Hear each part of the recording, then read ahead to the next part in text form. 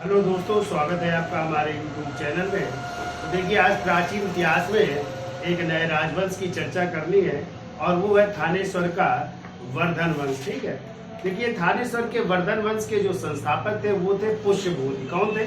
पुष्यभूत। इसलिए इस वंश को एक और नाम से जानते हैं, पुष्यभूति वंश भी कहते हैं। और कहते हैं जो पुष्यभूत थे वो शिव के उपासक थे। किसके उपासक थे? शिव के उपासक थे। और इनके गुरु का नाम था भैरवाचार्य। क्या नाम था? भैरवाचार्य नाम था। ठीक कहते हैं पुष्यभूत के बाद जो है अगले शासक बने थे नरवर्मन। नरवर्मन के बाद बने राजवर्धन प्रथम। राजवर्धन प्रथम के बाद फिर आदित्य वर्धन बने। आदित्य वर्धन के बाद जो है प्रभाकर वर्धन शासक हुए थे। और इन्हीं प्रभाकर वर्धन का विवाह हुआ था, जिनकी पत्नी का नाम था यशोमती।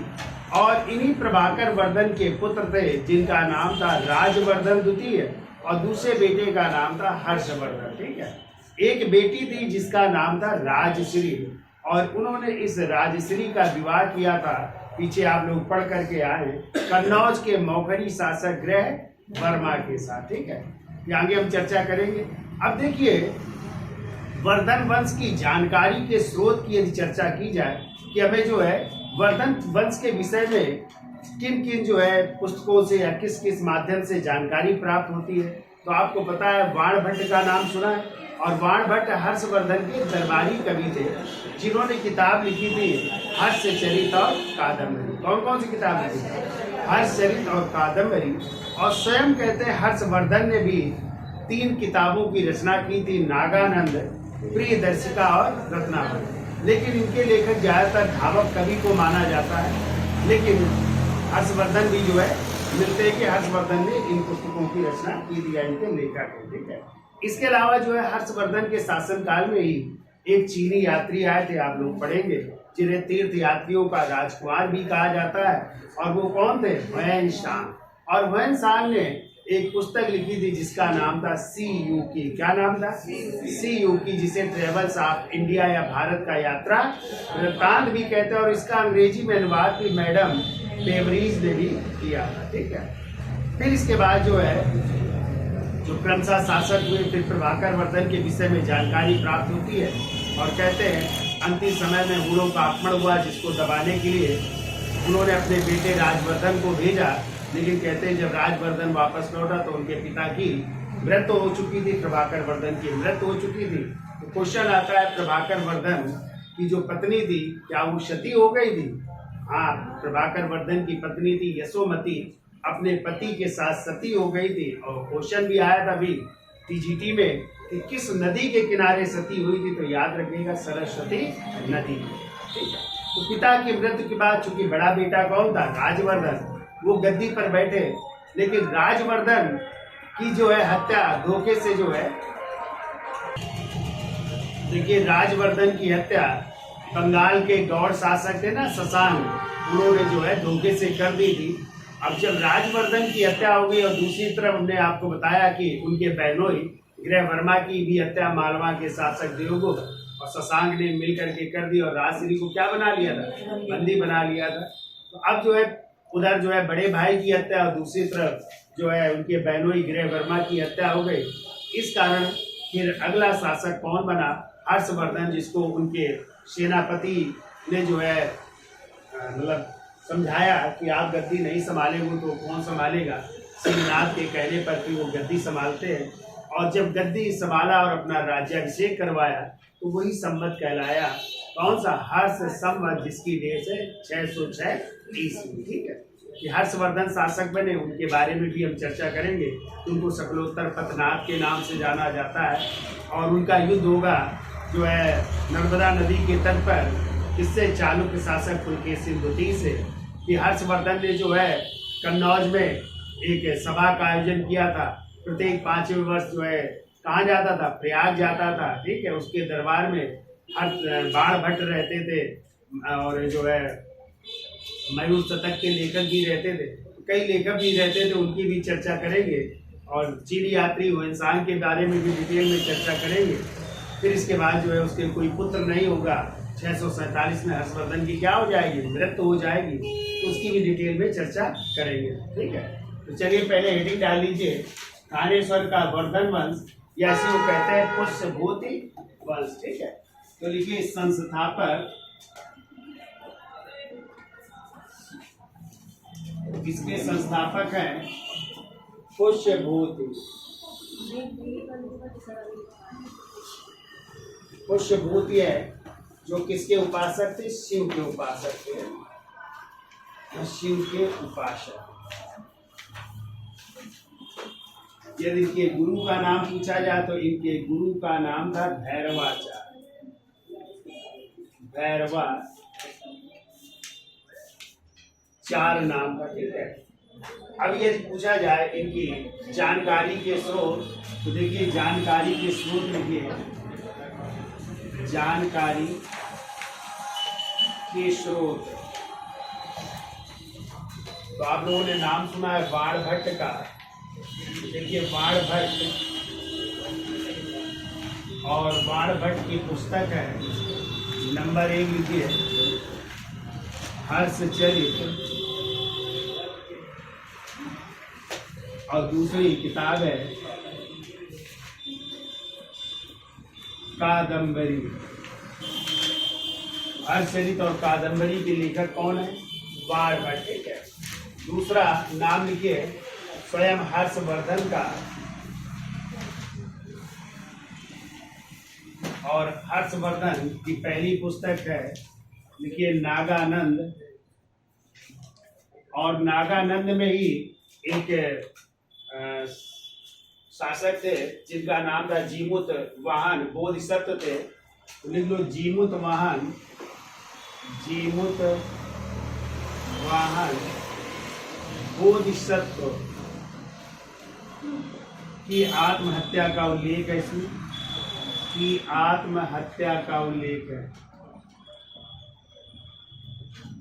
का उल्लेख मिलता है। ठीक है, हम दूसरी किताब लिखिए प्रियदर्शिका, और इस प्रियदर्शिका में वत्सराज उदयन के अंतापुर की कहानी है। तो देखिए ये 4 अंकों का नाटक है, 4 अंकों का नाटक है, और कहते हैं यहीं से जो है गर्भ नाटक की शुरुआत भी मानी जाती है। तो ये भी याद रखिएगा, गर्भ नाटक की शुरुआत मानी जाती है,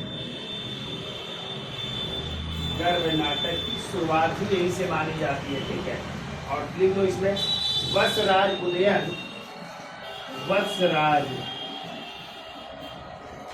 वत्स की राजधानी क्या थी भैया? याद है? कौशाम्बी। ठीक है, तो देखो वत्सराज उदयन, वत्सराज उदयन के अंतापुर, अंतापुर का मतलब होता है रानियों का निवास। ठीक है, अंतापुर की प्रणय कथा, प्रणय कथा का उल्लेख है। ठीक है, प्रणय कथा का उल्लेख। तीसरी किताब लिखिए नागानंद प्रियदर्शिका, और तीसरी है रत्नावती। ठीक है, कहा गया ये धावक कवि द्वारा रचित है, धावक कवि द्वारा रचित है, और इसमें भी वत्सराज उदयन, वत्सराज उदयन और वासव दत्ता, वासव दत्ता की प्रणय कथा का उल्लेख है। की प्रणय कथा का उल्लेख, यानी इनकी प्रेम कहानी का उल्लेख मिलता है वत्स के राजा उदयन और वासव दत्ता की प्रणय कथा का उल्लेख। ठीक है, फिर लिखिए अगले राइटर इधर लिख देते, लिखिए हुएनसांग, जो चीनी यात्री थे, इनकी पुस्तक से भी हमें जानकारी मिलती है, और हुएनसांग की पुस्तक है सी यू की, इसी को कहते हैं travels of India, travel of India, या हिंदी में कहेंगे तो भारत का यात्रा वृत्तांत भी कहते हैं, भारत का यात्रा वृत्तांत। ठीक है, तो वह जो चीनी यात्री थे आए थे भारत, जिन्हें तीर्थ यात्रियों का राजकुमार भी कहा जाता है, और इन्हें जो है और भी नामों से जाना जाता है। ठीक है, उनकी भी हम चर्चा करेंगे। अब देखो, यदि आ जाए इस पुस्तक का अंग्रेजी भाषा में अनुवाद किसने किया, तो लिख लो अंग्रेजी में अनुवाद मैडम बेवरीज ने किया, मैडम बेवरीज ने किया था। ठीक है, अब ये कभी आ जाए ह्वेन सांग की जीवनी किसने लिखी, कई बार क्वेश्चन आ चुका है, तो याद रखिएगा। ह्वेन सांग की जीवनी लिखने वाले थे चीनी यात्री थे वी ली, किसने लिखी थी, वी ली ने लिखी थी। ये भी आपको याद रखना है, कई बार आ चुका है। तो ये जो है ह्वेन सांग की जीवनी लिखी थी। ठीक है, अब देखो जो सीयूकी है, इस सीयूकी में जो है हर्षवर्धन को फीसे कहा गया है। हर्षवर्धन को क्या कहा गया, फीसे जाति का बताया गया। हर्षवर्धन को फीसे, और फीसे का मतलब होता है वैश्य जाति का। किस जाति का बताया गया, ये भी याद रखना है, यानी हर्षवर्धन को वैश्य जाति का बताया गया। ठीक है, तो ये भी आपको याद रखना है। ये देखिए एक और किताब है, इसका स्क्रीनशॉट ले लो, फिर आगे चलते हैं। तो देखिए अगली पुस्तक है जिससे हमें वर्धन वंश की जानकारी मिलती है, और वो है आर्य श्री मंजुकल, और इस पुस्तक में 1000 श्लोक है, और ये महायान बौद्ध धर्म की पुस्तक है। किस धर्म की है, तो लिख लीजिएगा महायान बौद्ध धर्म की पुस्तक है, महायान बौद्ध धर्म की पुस्तक है। और इसी में जो है हर्ष को वैश्य जाति का बताया गया है। इसमें भी जो है हर्षवर्धन को, हर्ष को वैश्य जाति का बताया गया है कि हर्षवर्धन वैश्य जाति के थे, वैश्य जाति का बताया गया है, बताया गया है। ठीक है, और हर्ष के लिए हा या हाकार शब्द का प्रयोग किया गया है, और हर्ष के लिए, हर्ष के लिए हा इन्वर्टेड कॉम लिख लीजिएगा, हा या हाकार, हाकार शब्द का प्रयोग किया गया है, शब्द का प्रयोग किया गया है। हा या हाकार शब्द का प्रयोग किया गया है। इस पुस्तक का प्रकाशन लिखिए, इस पुस्तक का प्रकाशन सोम शास्त्री ने किया था। तो देखो इस पुस्तक का प्रकाशन 1925 में गणपत शास्त्री ने किया था। ठीक है, 1925 में गणपति शास्त्री ने किया।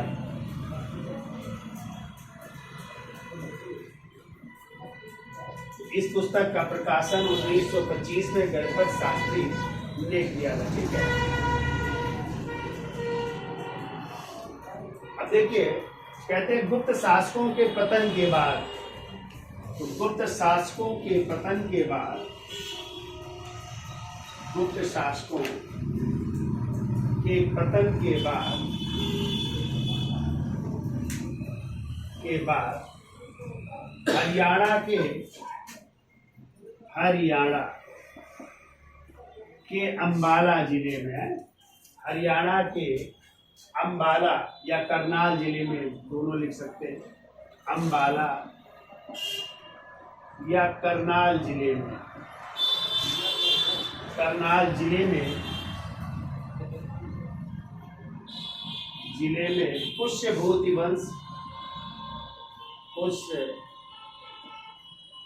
वंश या वर्धन वंश की स्थापना हुई। वर्धन वंश की स्थापना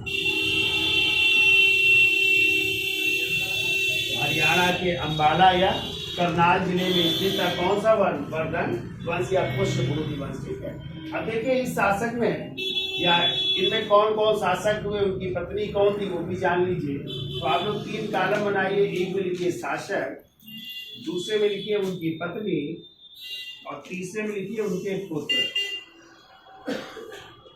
ठीक है, तो पहला शासक लिखो नरवर्मन या नरवर्धन।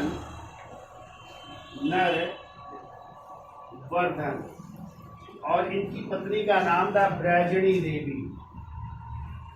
ब्रजणी देवी नाम था और बेटे का नाम था राजवर्धन प्रथम। राजवर्धन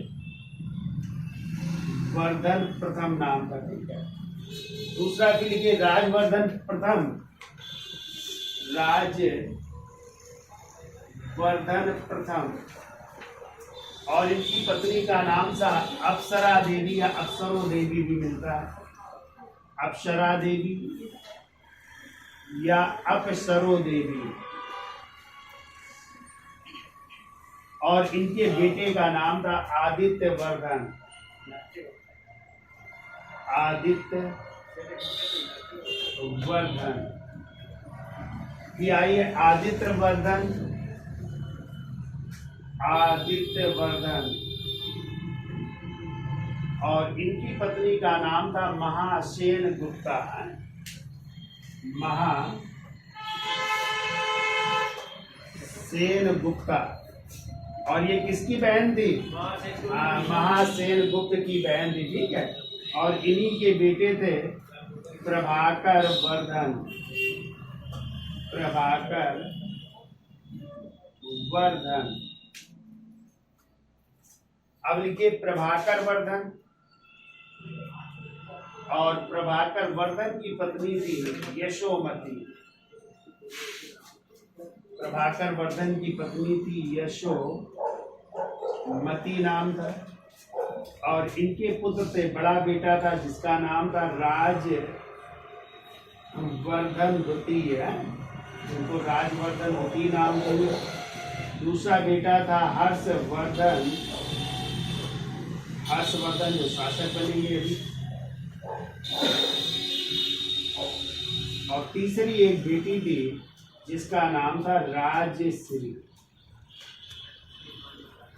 ठीक है, तो याद हो जाएगा। तो आज जो मंजू कल्प है कितने श्लोक है?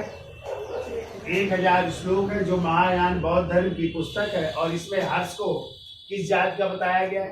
वैश्य जात का बताया गया है। और हर्ष के लिए कौन सा शब्द प्रयोग? हा या आकार शब्द का प्रयोग किया गया है। इस पुस्तक का जो है प्रकाशन किसने किया? 1925 में गणपति शास्त्री ने किया। गुप्त शासकों के पतन के बाद जो है हरियाणा के अंबाला या करनाल में कौन सा वंश पुष्यभूति या वर्धन वंश की स्थापना की गई थी। ऐसी को थानेश्वर भी कह सकते हैं, तो थानेश्वर का वर्धन वंश भी कह सकते हैं। अब देखिए इसमें कौन कौन शासक हुए। तो पहले जो ज्ञात शासक हैं वो थे नरवर्धन, उनकी पत्नी थी ब्रजणी देवी, बेटे का नाम था राजवर्धन प्रथम। दूसरे शासक हैं राजवर्धन प्रथम, उनकी पत्नी थी अप्सरा देवी अप्सरो देवी, बेटे का नाम था आदित्य वर्धन। आदित्य वर्धन हुए जिनकी पत्नी थी महासेन गुप्ता और इनके बेटे का नाम था प्रभाकर वर्धन। प्रभाकर वर्धन की पत्नी थी जिनका नाम था यशोमती और इनके बेटा था राजवर्धन द्वितीय हर्षवर्धन और बेटी थी राजश्री। ठीक है, अब कुछ और अभिलेख है जिनसे हमें जानकारी मिलती है, तो इसका स्क्रीनशॉट ले लो, ध्यान में चलते हैं। तो देखिए वर्धन वंश की जानकारी के स्रोत जो है 2 ताम्रपत्र अभिलेख है, याद रखिएगा। पहला है बांसखेड़ा ताम्रपत्र अभिलेख जो कहाँ से मिला है? शाहजहांपुर उत्तर प्रदेश से प्राप्त हुआ है और इसकी डेट जो है हर्ष संवत 22 है और 22 में यदि आप 606 जोड़ देंगे तो कब का है ये? 628 ईस्वी का है। और इसमें क्या जानकारी मिलती है? तो इसमें महाछत्रा लाधिकृत भानु की आज्ञा से ईश्वर द्वारा लिखा गया है। और इस लेख के अंत में महाराज किसके? हर्ष के किस लिपि में? ब्राह्मी लिपि में हस्ताक्षर भी मिलते हैं। और यह जो है लेख कहाँ से जारी किया गया था? तो वर्धमान कोट यानी बंगाल के वर्धमान के जय स्कंदावार का मतलब होता अस्थायी आवास, यानी वहां पे अस्थायी आवास था, वहां से जारी किया गया था। ठीक है। फिर यदि आ जाए इस लिपि में बांसखेड़ा अभिलेख, लिपि ब्राह्मी है, भाषा क्या है? संस्कृत है। दूसरा जो है ताम्रपत्र अभिलेख है, जो है मधुबन ताम्रपत्र अभिलेख, और ये कहाँ से मिला है? मऊ उत्तर प्रदेश से प्राप्त हुआ है। इसकी डेट पूछी जाए तो इसकी डेट है हर्ष संवत 25, और 25 में यदि 606 ईस्वी जोड़ देंगे तो आ जाएगी 631 ईस्वी का है। और ये भी जो है अभिलेख किस लिपि में है? ब्राह्मी लिपि में है। भाषा इसकी भी संस्कृत है। और यह लेख कहाँ से जारी किया गया था? तो कपितिका के जय स्कंदावार का मतलब होता है अस्थायी आवास, वहां से जारी किया गया था। और इस लेख को जो है किसने? महासामंत महाराज ईश्वर गुप्त की आज्ञा से गुर्जर द्वारा लिखा गया था। ठीक है। तो ये जो दो ताम्रपत्र अभिलेख है, इनसे भी हमें वर्धन वंश की जानकारी प्राप्त होती है। तो याद हो जाएंगे दोनों, बांसखेड़ा ताम्रपत्र अभिलेख और दूसरा कौन सा है? मधुबन ताम्रपत्र। एक की डेट है 628 ईस्वी और एक की डेट है 631 ईस्वी। दोनों की लिपियां ब्राह्मी है, दोनों की भाषाएं क्या है? संस्कृत। याद हो जाए। अब देखिए इस वंश के शासक जिसके बारे में हमें जानकारी मिलती है वो है प्रभाकर वर्धन। तो हेडिंग डाल लीजिए प्रभाकर वर्धन, इसका स्क्रीनशॉट ले लो और हेडिंग डालिए। तो देखिए हेडिंग डाल लीजिए प्रभाकर वर्धन, और प्रभाकर वर्धन का टाइम है 580 ईस्वी से 604 ईस्वी। ठीक है। तो प्रभाकर वर्धन के पिता का क्या नाम था? बताइए आप लोग, अभी हमने लिखवाया है आदित्य वर्धन। और माँ का क्या नाम था? महासेन गुप्ता नाम था ना। और पत्नी का क्या नाम है इनकी? यशोमती। और बेटे का नाम राजवर्धन द्वितीय, और दूसरा हर्षवर्धन, और बेटी का नाम राजश्री। ठीक है। टाइम लिखिए 580 से 604 ईस्वी। इनकी उपाधियां बहुत पूछी जाती हैं, बहुत सारी उपाधियां हैं, तो लिखिए एक एक करके लिखिए। पहले लिखिए सिंधु राज ज्वर, पहली उपाधि लिखिए सिंधु राज ज्वर, और इसका मतलब होता है सिंधु देश के राजा के लिए ज्वर के समान। सिंधु देश के राजा के लिए, सिंधु देश के राजा के लिए ज्वर के समान। ठीक है। फिर इनकी दूसरी उपाधि लिखिए, और वो है गुर्जर प्रजागर है। गुर्जर प्रजागर, यानी गुर्जरों की नींद उड़ाने वाला भी कहा गया। ठीक है। तो गुर्जरों की नींद हराम करने वाला, गुर्जरों की नींद हराम करने वाला, की नींद हराम करने वाला, करने वाला भी कहा गया। ठीक है। अगली उपाधि लिखिए गांधाराधिपगंध।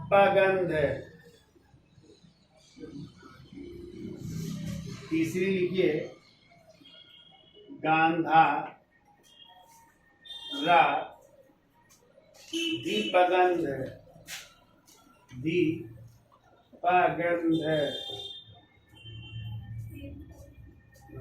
गांधाराधिपगंध।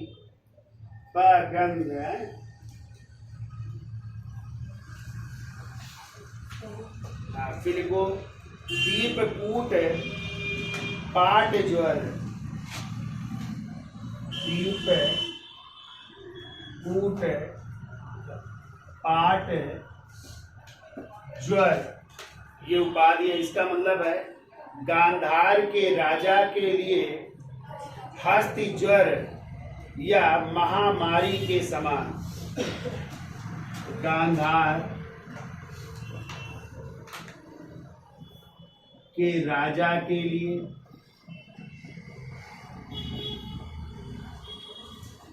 हस्ती ज्वर या महामारी के समान, या महामारी के समान भी कहा गया। अगली उपाधि लिखिए, लाट पाटव पाट ज्वर। लाट पाटव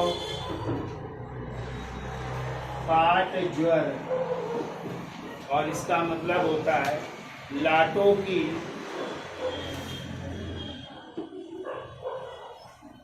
पटुता या चापलता को नष्ट करने वाला। लाटों की पटुता,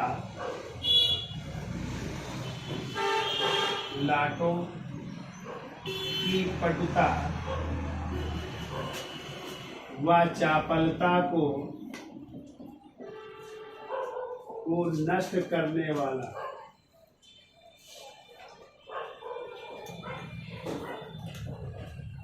लाटों की पटुता व चापलता को नष्ट करने वाला। फिर वो हूण हरिण केसरी, हूण हरिण केसरी भी कहा गया।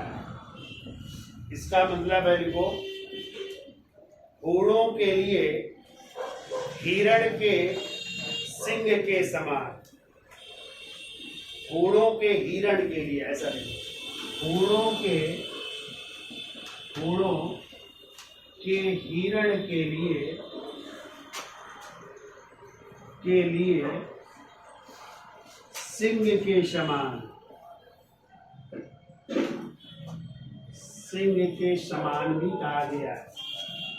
हूणों के हिरण, चूंकि हूणों का आगमन हुआ था ना, तो उसके लिए सिंह के समान। फिर को मालव लक्ष्मी लता परशु। मालव लक्ष्मी लता पुरुष, यानी मारवा की लक्ष्मी की लता यानी पुष्प के समान भी कहा गया। ठीक है। फिर लिखिए, प्रतापशील भी कहा गया है। ये प्रतापशील, और ये नाम मिलता है बाण भट्ट की पुस्तक हर्षचरित, हर्षचरित से मिलता है। ठीक है। ये देखो, महाराजा धीराज की भी उपाधि,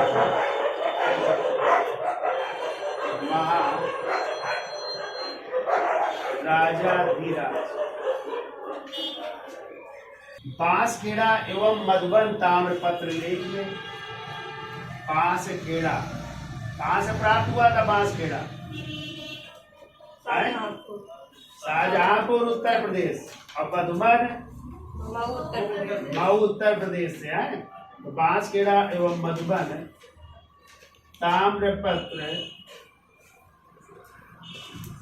ताम्रपत्र अभिलेख में प्रभाकर वर्धन को सूर्य का परम भक्त, प्रभाकर वर्धन को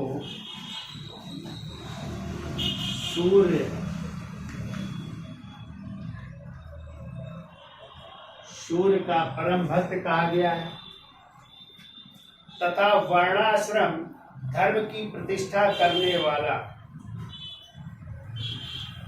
तथा वर्णाश्रम धर्म की प्रतिष्ठा, तथा वर्णाश्रम धर्म की, वर्णाश्रम धर्म की प्रतिष्ठा करने हेतु अपना बल प्रयोग करने वाला, प्रतिष्ठा हेतु अपना बल प्रयोग करने वाला, बल प्रयोग करने वाला भी कहा गया है, बल प्रयोग करने वाला कहा गया। फिर को इसी बांसखेड़ा अभिलेख में लिखे, बांसखेड़ा अभिलेख में हर्ष को यानी हर्षवर्धन को, देखो बांसखेड़ा अभिलेख में हर्ष को परम शिव भक्त, परम शिव भक्त कहा गया है, एवं लिख लो एवं शिव की तरह दयालु कहा गया है, एवं शिव की तरह दयालु कहा गया हर्षवर्धन को। तो ये कहा गया है। तो ये जो है प्रभाकर वर्धन की उपाधियां याद हो जाएगी भाई। सिंधुराज ज्वर यानी सिंधु देश के राजा के लिए ज्वर के समान, गुर्जर प्रजागर गुर्जरों की नींद हराम करने वाला, गांधाराधिपगंध दीपकुट पाठ ज्वर यानी गांधार के राजा के लिए हस्ती ज्वर या महामारी के समान, लाट पटाव पाट ज्वर यानी लाटों की पटुता व चंचलता या चापलता को नष्ट करने वाला, हूण हरिण केशरी यानी हूणों के हिरण के लिए सिंह के समान, मालव लक्ष्मी लता पुरुष भी कहा गया है, प्रतापशील यानी प्रतापशील भी कहा गया है, हर्षरित में महाराजा धीराज भी कहा गया है। जबकि बांसखेड़ा एवं मधुबन ताम्रपत्र अभिलेख में प्रभाकर वर्धन को सूर्य का परम भक्त एवं वर्णाश्रम धर्म की प्रतिष्ठा है अपना बल प्रयोग करने वाला कहा गया है। और इसी बांसखेड़ा ताम्रपत्र अभिलेख में हर्षवर्धन को परम शिव भक्त एवं शिव की तरह दयालु कहा गया है। ठीक है, चलिए अब आगे चलते हैं। तो देखिए उपाधियां हो गई। अब लीजिए प्रभाकर वर्धन के पिता का नाम क्या था भाई? पिता का नाम था आदित्य वर्धन, आदित्य वर्धन नाम था। माँ का नाम आ जाएंगी तो माँ का नाम था महासेन, महासेन गुप्ता नाम था। ठीक है, और इनके पुत्र का नाम लिख दीजिए। तो पुत्र थे, बड़े बेटे थे राजवर्धन द्वितीय, राजवर्धन द्वितीय। दूसरे बेटे थे हर्षवर्धन थे, और एक पुत्री थी, तो पुत्री का नाम लिख लीजिए राजश्री नाम था। ठीक है, पुत्री का नाम था राजश्री। और यदि इनकी पत्नी का नाम पूछा जाए तो पत्नी का नाम था यशोमती है। तो प्रभाकर वर्धन की पत्नी का क्या नाम था? यशोमती नाम था। ठीक है, इनके राजवैद्य थे, राजवैद्य, और राजवैद्य का नाम था रसायन या सुसैन है, क्या नाम? रसायन या सुसैन नाम था। ठीक है, ये राजवैद्य थे। तो देखिए प्रभाकर वर्धन की जो है मृत्यु हो जाती है 604 ईस्वी में। ठीक है, अगला पॉइंट लिखो 604 ईस्वी में, क्योंकि हूणों का आक्रमण हुआ था और उसी हूणों के आक्रमण के समय इन्होंने अपने बेटे किसको भेजा था? राजवर्धन को। लेकिन जब वो वापस लौटा तब तक इनके पिता की मृत्यु हो चुकी थी। तो देखो 604 ईस्वी में प्रभाकर वर्धन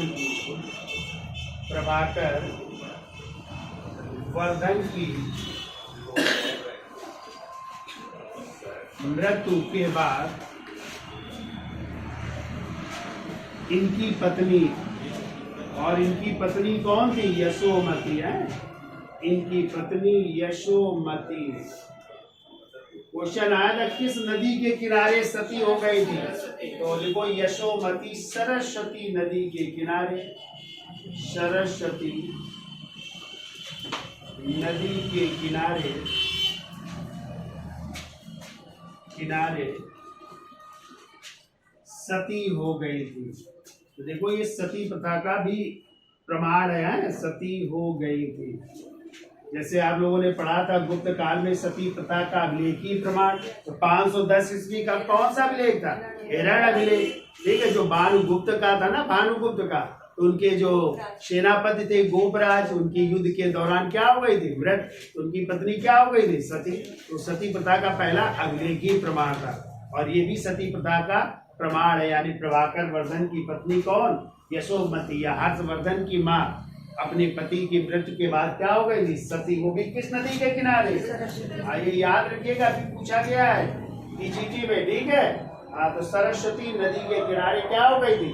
सती। अब जब मृत्यु हो गई किसकी?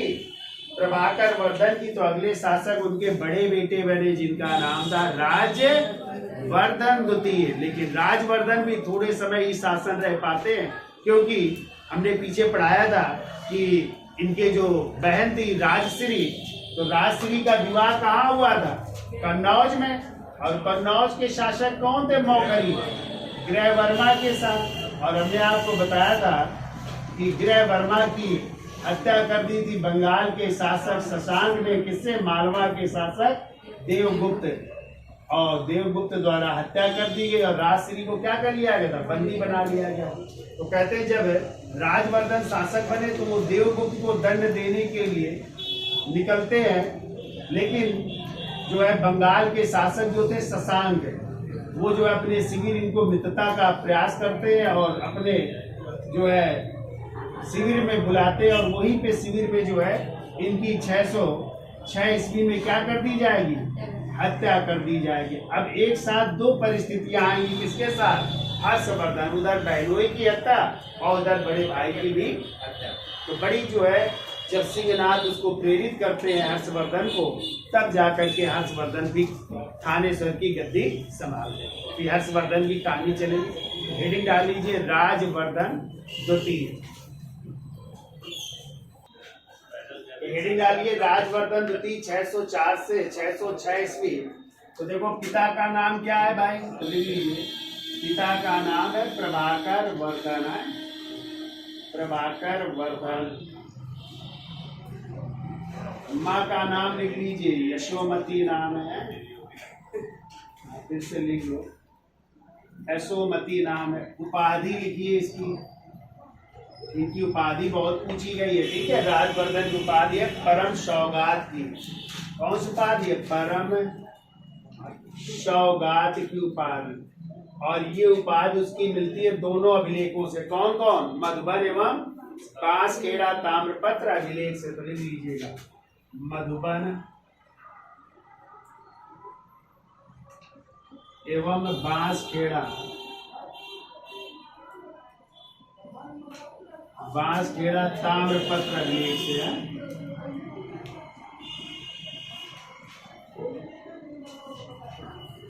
मधुबन एवं बांसखेड़ा ताम्रपत्र अभिलेख से ये उपाधि मिलती है, ठीक है। फिर लिख लो, ये किस के उपासक थे? तो लिख लो गौतम बुद्ध, या कह सकते हैं बुद्ध के उपासक थे, ठीक है। लिख लो गौतम बुद्ध के उपासक या बुद्ध के उपासक, बुद्ध के उपासक।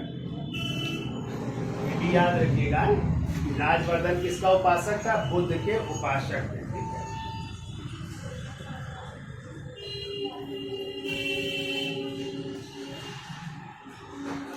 है। देखिए, देखो राजवर्धन ने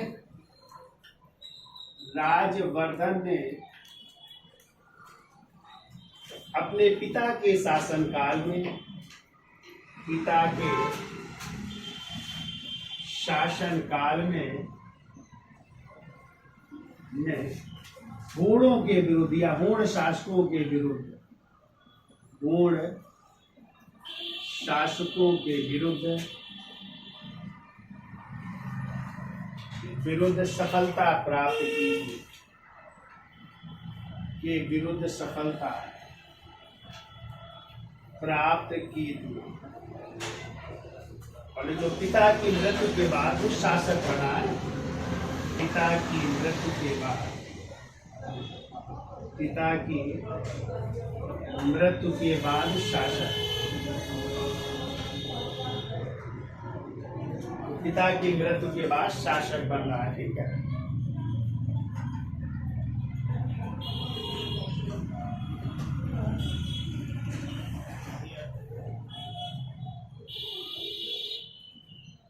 लिखिए अगला पॉइंट। देखो, बंगाल के गौड़ शासक, बंगाल के गौड़ शासक शशांक ने